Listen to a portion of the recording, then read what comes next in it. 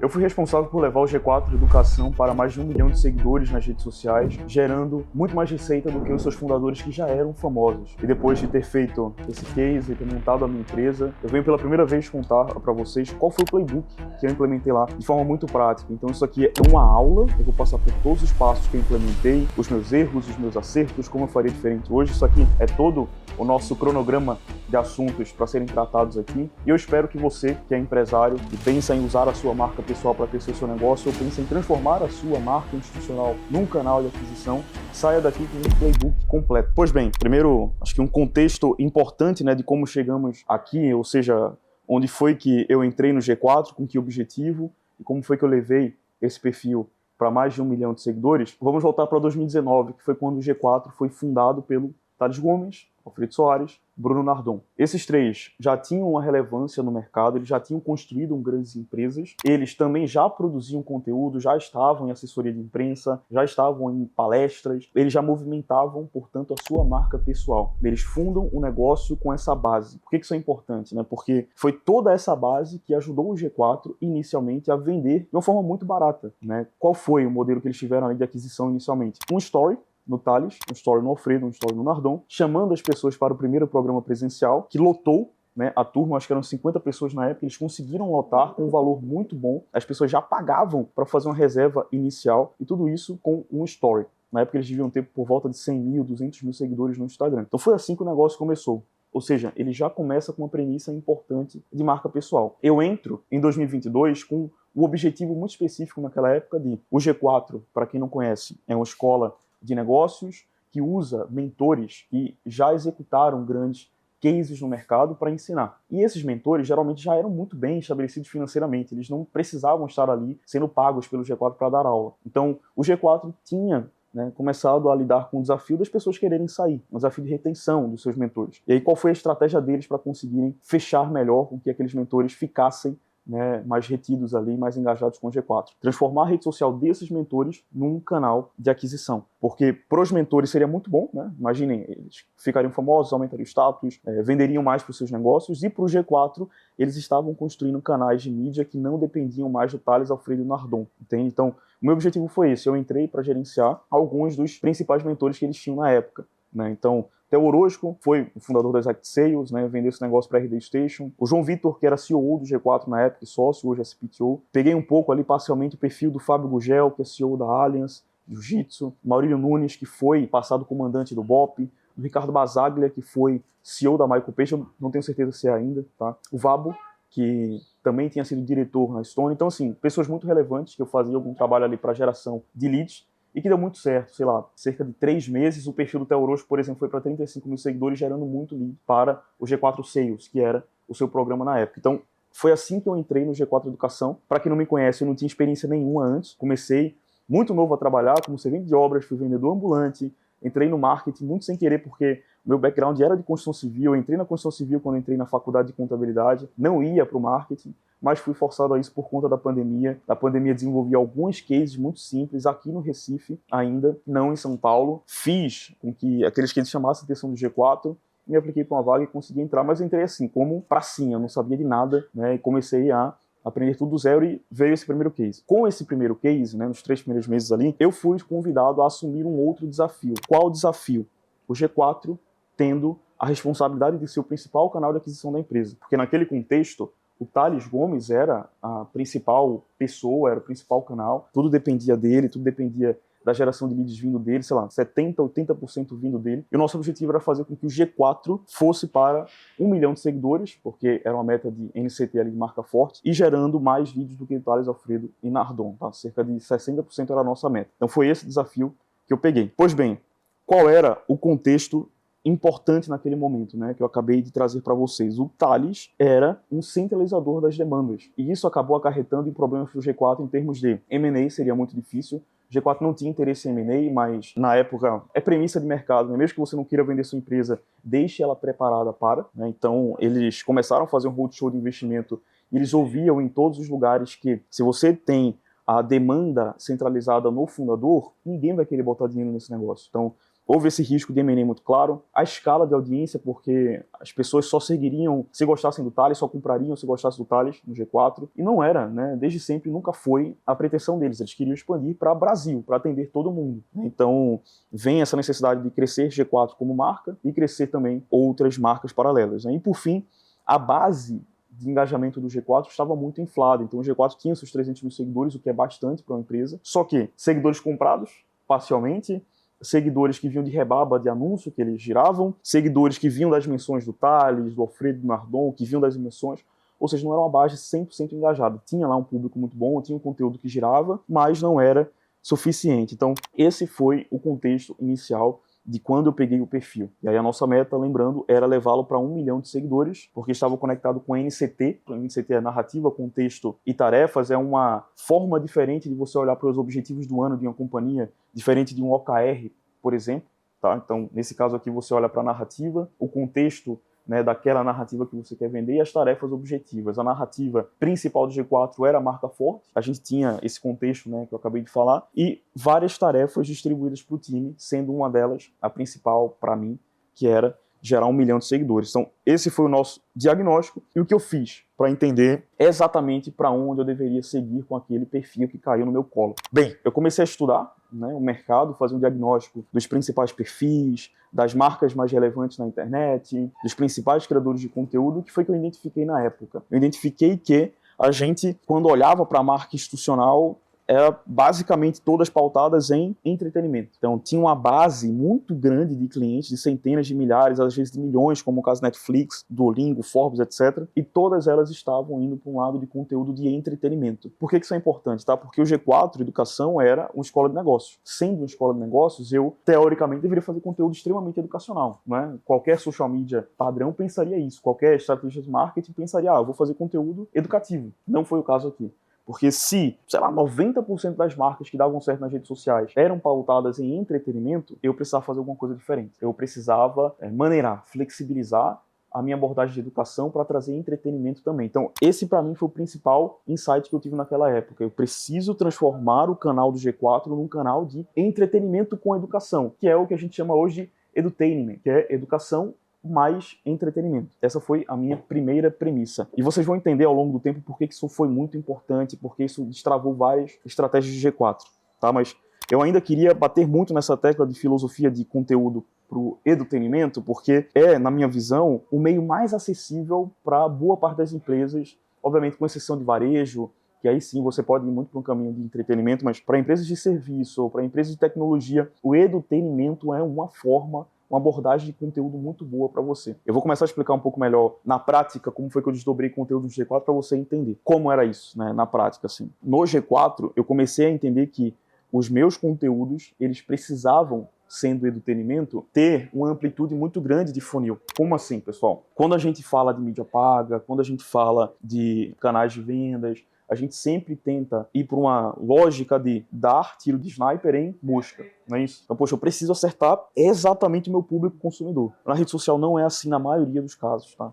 Na maioria dos casos, a rede social vai servir como você compilar o máximo de volume possível de entrega para chegar na sua pessoa ideal. Eu gosto de brincar que em vez de você dar tiro de sniper em mosca, você tem que dar tiro de canhão em mosca na rede social. Você precisa levar o máximo de volume para depois afunilar para uma pessoa ideal. Então, era exatamente essa abordagem que eu seguia no G4. Se eu sou uma empresa de edutainment, se eu sou uma empresa que não compete com FGV, Dom Cabral, Insper, Startse, e sim, sou uma empresa que compete com Forbes, Exame, Bloomberg, eu preciso ter uma abrangência tão grande quanto essas empresas. Então, esse aqui era o meu funil.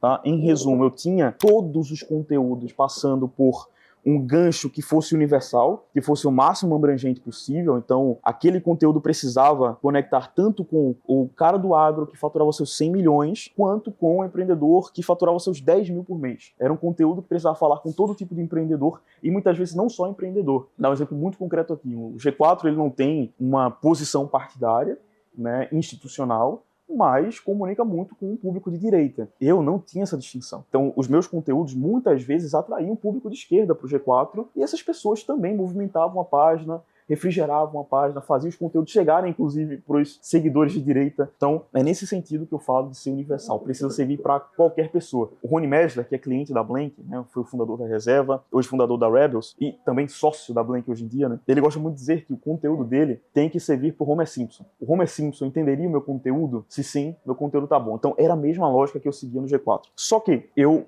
tinha, né, essa lógica como etapa inicial, mas obviamente se eu só fosse por esse caminho, o meu perfil ia acabar. Então eu comecei a criar vários gatilhos graduais para ir qualificando o público ao longo do conteúdo. Cada conteúdo começava com essa abrangência, mas depois ele ia funilando. Como? Tá? Uma análise bem simples aqui de cada carrossel, cada reels, cada história que eu contava. Eu trazia um gancho universal, um contexto narrativo, uma análise de mercado profunda e uma aplicação técnica para o empresário. O que significa? Tá?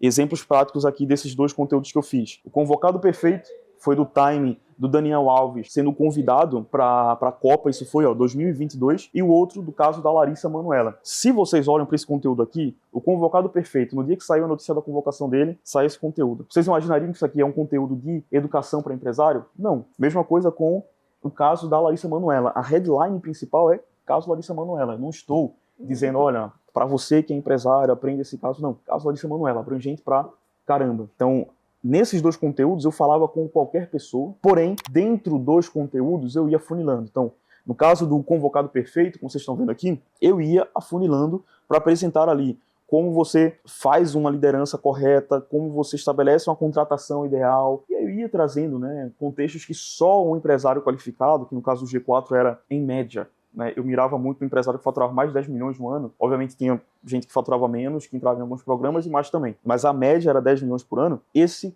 cara era o único que entenderia o conteúdo ao final das contas. Então era um conteúdo de 10 telas. Quando chegasse na 8ª, 9ª tela, só ele entenderia. Só ele clicaria no link da bio quando fizesse um CTA ou escreveria lá no ManyChat para receber alguma automação. Entenderam bem? Então eu usava uma abrangência muito grande para atrair muita gente, mas depois ia funilando para que só o meu público ideal comprasse.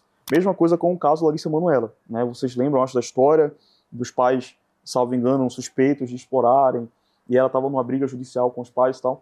Eu usei esse conteúdo para falar sobre problemas societários, falar de um aspecto jurídico de como você deve se proteger de problemas societários. Novamente, um conteúdo super abrangente que eu ia funilando. Então, de forma muito prática, assim, até como sugestões para vocês, poxa, eu sou uma construtora, estou começando. Cara, em vez de você, olha, está aqui mais uma obra que estamos produzindo, fala de forma abrangente, cara. Fala sobre a sua cidade, sobre os pontos turísticos da cidade, sobre a distribuição da cidade, sobre a evolução da cidade, sobre a história da cidade. Tem um exemplo perfeito, meu próprio conteúdo. Eu contava histórias aqui de Recife, de Pernambuco, alcancei 100 mil seguidores no Instagram contando essas histórias. Eu tenho certeza que se eu conto assim, poxa, o bairro, por exemplo, da Ilha do Leite era conhecido por isso, por aquilo, e agora surge um novo empreendimento imobiliário para valorizar esse bairro, eu tenho certeza que venderia bastante, chamaria pelo menos muita atenção e geraria muitos leads. Então, você ter uma abrangência maior no seu conteúdo, muitas vezes faz sentido, não é sempre, mas muitas vezes faz sentido, contanto que você tenha esse funil de qualificação ao longo dele. Então, tentando trazer para você de forma visual um framework aqui para você entender claramente o que eu quero dizer, tá? Quando você olha para a audiência, ela sempre vai estar estabelecida com 3 níveis de relacionamento, tá? Você vai ter as pessoas que não te seguem, as pessoas que te seguem, e as pessoas que são extremamente fãs. Tá? Então, aqui trazendo outros aspectos, você vai ter o desconhecido totalmente, o curioso que vai entrar dentro de um conteúdo e impulsionar aquele conteúdo. Você vai ter o seguidor que aí sim vai consumir regularmente, mas não necessariamente é seu cliente. Depois, quem se torna efetivamente o seu cliente, participa dos seus produtos. E, por fim, alguém que vai amplificar o teu conteúdo, que vai te recomendar, que vai te distribuir organicamente. Então, em cada uma dessas afinidades que você vai ter com o seu público, existem também conteúdos direcionados para que você aprofunde o seu relacionamento pouco a pouco. Então, no caso do Atrair aqui, exemplos concretos, né? Você, a gente tinha lá os Reels com ganchos universais, tinha muito time de conteúdo com pauta quente, collabs estratégicas para a gente furar a nossa bolha e isso fazer com que eu atraísse o público desconhecido. Na parte do curioso, para converter aquela pessoa em seguidor, eu teria ali os carrosséis profundos, eu teria os CTAs para que a pessoa viesse para o meu perfil, então a métrica no Instagram de acesso, visita ao perfil era muito importante. ManyChat com automação, para as pessoas receberem os meus conteúdos, iscas, materiais ricos, lives semanais, né, uma próxima etapa para eu levar o meu seguidor para o caminho de fã. Então a gente tinha muita live semanal, story diário, seja mostrando a rotina do escritório, seja cobrindo as imersões do G4, caixinhas de pergunta, resposta DM, tudo isso aprofundava o meu relacionamento e é super acessível para você. E aí dentro de reter aqui, o que a gente fazia de diferencial também? Tá? 2 pontos que, na maioria dos casos, muitas vezes até as empresas fazem isso de atrair, converter e engajar, mas elas esquecem do resto, né? Pô, uma vez que a pessoa comprou, esquece. Não, no G4 a gente usava também algumas linhas de conteúdo que fizesse, né, o nosso público continuar, mesmo depois de comprarem, engajando com a gente. Então, cobertura de eventos mostrando lá a história daquele empreendedor que estava dentro de um evento, fazendo rituais de fechamento da cultura do G4 para criar símbolos, né, para criar marcas para as pessoas lembrarem, né, com aqueles sinais que se tratava do G4, a sua escola. Aquelas pessoas que conheceram pessoalmente o Alfredo, por exemplo, sabiam do jeitão dele, sabiam das piadas dele, participavam das lives chinesas que a gente fazia no último dia de fechamento. Quem não sabe, live chinesa é você coloca uma porrada de gente num quarto com vários celulares, a pessoa publicando para várias redes e tal. O Alfredo fazia literalmente isso no fechamento. Então, aqui era importante para pegar aquele aluno que conhecia profundamente o G4 e ampliar o relacionamento com ele. E, por fim, amplificar, trazer o nosso aluno como protagonista. Então, fazer conteúdo de UGC nos eventos, User Generated Content, ou seja, pegar o cara para gravar no conteúdo ali no dia de evento, para ele publicar na rede dele, para ele publicar na rede de G4 em Collab. Então a gente fazia bastante isso daqui, tá? Então são formas que eu estou trazendo para vocês entenderem qual era a nossa dinâmica de conteúdo, qual era a nossa distribuição de conteúdo. Eu também queria trazer para vocês um ponto muito importante da nossa estratégia de G4 quando eu tocava, que percebo muitos profissionais e empresários não entenderem, que é produzir conteúdo, postar o conteúdo é 10% da sua estratégia de distribuição. Existem várias outras iniciativas que você deve fazer no online e no offline para que você complemente a sua aquisição orgânica. Tá? Eu vou citar só algumas aqui que a gente fazia, como mecanismos também no online, obviamente que offline tinha infinitas outras coisas, mas além do conteúdo, o que eu tinha? Novamente, eu tinha esses conteúdos que eu fazia que eram padrões ali na rotina. A gente também tinha surfar muito em time de pauta quente, mas outras estratégias que eu fazia era collabs. Então, uma das grandes inovações do G4 foi começar a fazer collabs muito estratégicas para furar bolha. Eu consegui collab com o Renato Cariani, sem ter conhecido o Renato Cariani, consegui com o Paulo Musi, sem conhecer o Paulo Musi, com a Cristina Junqueira, que é fundadora do Nubank, com várias figuras muito relevantes que não necessariamente conheciam, tinham relação com o G4, mas eu usava o meu conteúdo de uma forma tão estratégica para parecer que aquele conteúdo era voltado para ser uma matéria jornalística sobre a pessoa, para dar relevância à pessoa e não tentar me vender, de modo que aquela pessoa aceitava. Né? Quando a gente pedia a colaboração, literalmente postava e chamava para co-post, mandando ali, né, marcando como colaborador, sem que a pessoa conhecesse. E aí ficava a critério dela aceitar. Mas como exaltava muito aquela pessoa, funcionava. Então, um exemplo muito concreto que eu lembro até hoje foi o do Cariani, que não conhecia o G4, que não era próximo do G4, mas que através de um conteúdo se sentiu muito comovido. Ele inclusive postou um story chamando de matéria. Ele falou, pô, matéria incrível que o G4 fez da gente e tal, pô, que massa. E aí começou a falar do G4, dizendo, pô, comecei a conhecer o G4 e virou, né, aluno do G4, embaixador do G4, influenciador do G4, então através de um collab. Eu fiz isso com várias pessoas, como eu falei. Então, uma ideia para vocês é essa, assim, pensem na sua linha de conteúdo, como você pode dar relevância extrema para alguma pessoa e tentar, através disso, chamá-la para co-post. Então, consegui com muita gente assim. Outra coisa é, eu comecei a estabelecer uma rede de outras marcas pessoais associadas ao G4. Ou seja, eu não usava apenas o G4 de forma única e centralizada para a produção de conteúdo. Qual rede eu usava? Eu usava a própria rede dos fundadores, então os 3 fundadores sempre produzindo conteúdo para o G4, fazendo collabs entre páginas de G4 e os outros fundadores, o que foi muito importante. Então você que, poxa, tem a sua marca institucional e tem sócios, importantíssimo fazer conteúdos em colaboração. Outra rede que eu usava muito forte era dos executivos de G4, que eram sócios. Então a gente pegou ali os principais executivos que estavam como sócios. Eu produzia conteúdo também em colaboração com eles e ajudava muito indiretamente esses executivos a produzirem conteúdo nas suas próprias redes sociais. Porque eles cresciam, fazia co-post com o G4 e emplacava ali um alcance maior. Depois os mentores, como eu acabei de falar, então eu tinha uma régua de conteúdo muito forte com mentores. E por fim, obviamente, clientes. Então vou fazer um exercício muito bobo. Imagina você, tendo lá, você tem 5 executivos, vou chamar 5 sócios, são 2 sócios, 3 executivos ali que estão para ser sócios. Tem 5 pessoas assim que vai ter, sei lá, bicho, um alcance de 100 mil por mês no Instagram, que não é tão grande assim. Você, ao todo, vai ter pelo menos 500 mil de alcance por mês, quase 1 milhão por mês, organicamente só movimentando colaborações com esses perfis. Se você expande isso para cliente, então pega os seus top clientes ali, pô, você é uma construtora, com certeza tem cliente com muito seguidor, você é um escritório de contabilidade, com certeza tem também com muito seguidor.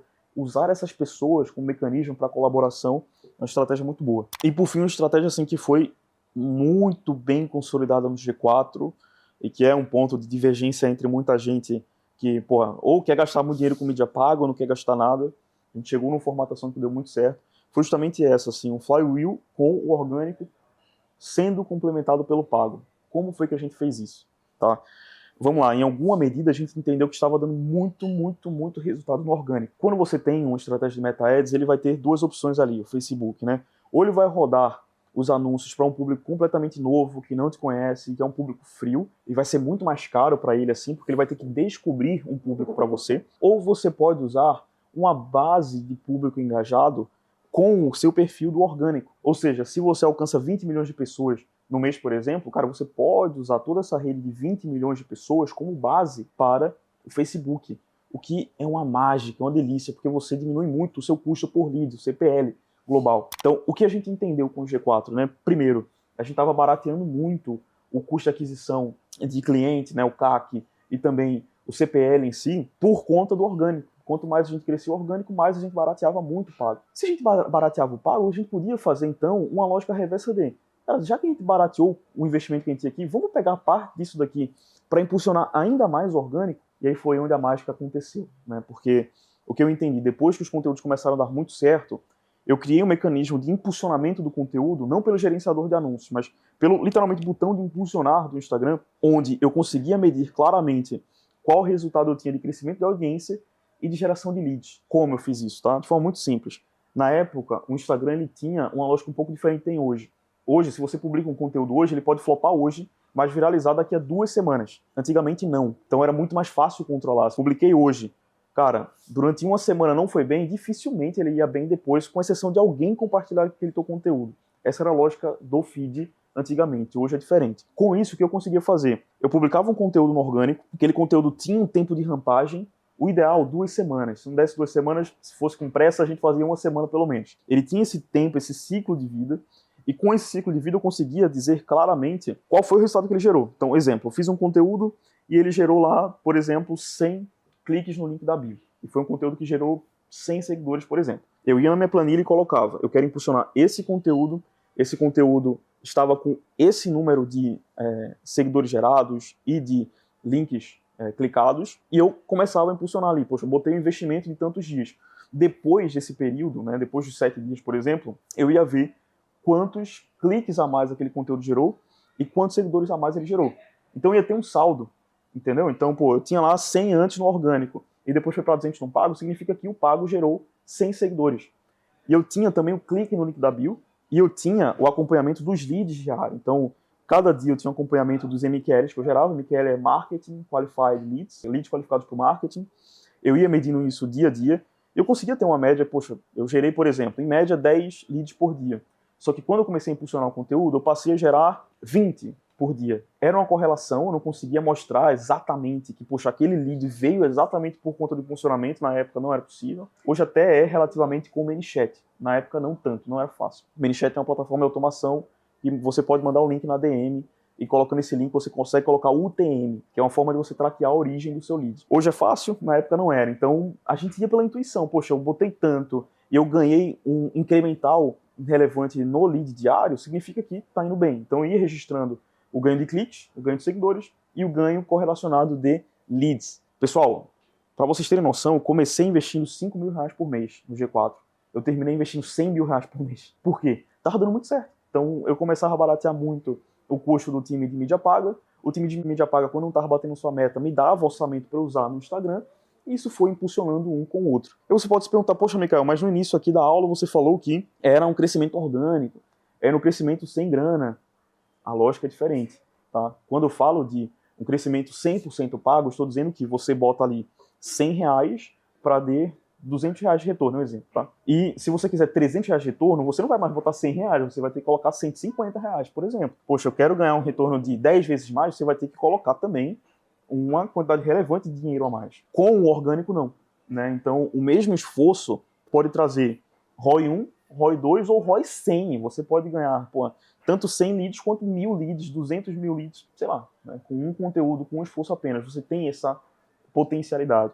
Então, se eu coloco um anúncio nisso daqui, eu só estou potencializando essa distância, né, entre o esforço e o resultado. Então faz sentido aqui, não é correlacionado investimento e resultado como é com mídia paga. Por isso que continua sendo orgânico, só que com essa estratégia de impulsionamento muito bem estabelecida, né? Em resumo, pessoal, de tudo que eu trouxe aqui para vocês sobre o case de G4, né? Primeiro, cara, a gente estabeleceu o perfil com posicionamento de ser uma emissora, de ser um portal de conteúdo e não uma escola, ou seja, o edutainment, né, como uma linha de conteúdo importante. Eu tinha ali cada conteúdo sendo um funil que abria, né, a abrangência para mais pessoas, afunilava para o público qualificado. Eu tinha várias alavancas diferentes, não só conteúdo, então alavanca de copost, alavanca de coberturas, alavanca de comentários nos posts das pessoas, alavanca de mídia paga. Eu tinha essa estratégia, né, do orgânico validando e o pago escalando, que é a melhor coisa possível. E por fim, uma coisa que eu não falei, mas que assim, se eu tivesse, né, começado hoje do zero novamente o perfil do G4, a única coisa que eu adicionaria, que eu fiz pouco lá,